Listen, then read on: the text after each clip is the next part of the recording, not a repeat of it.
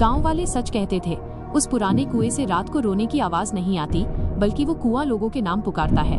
आज रात उसने मेरा नाम पुकारा था, और सबसे डरावनी बात ये थी कि आवाज मेरी मरी हुई माँ की थी, जो 20 साल पहले उसी कुएं में गिरी थी। राघव, बेटा यहाँ आओ। आवाज इतनी साफ थी जैसे माँ ठीक मेरे पीछे खड़ी हो। मैं टॉर्च लेकर हवेली के पीछे वाले हिस्से में पहुंचा। वहाँ का पुराना कुआं झाड़ियों से ढका हुआ था।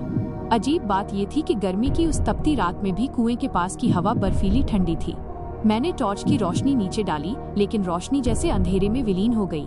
नीचे सिर्फ काला गाढ़ा पानी था, और उस पानी में कुछ चमक रहा था। मैंने कुएं की मुंडेर पर झुककर देखा। पानी की सतह पर एक चेहरा उभर रहा था। वो माँ का चेहरा नहीं था, वो मेरा अपना चेहरा था, लेकिन उसमें एक डरावनी मुस्कान थी।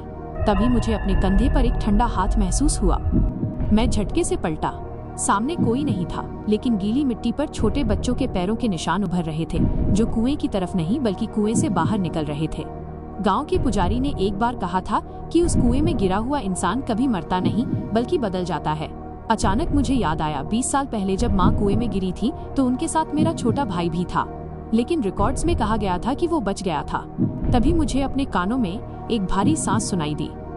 राघव, तुमने 20 साल पहले मुझे धक्का क्यों दिया था? मेरी रूह कांप गई।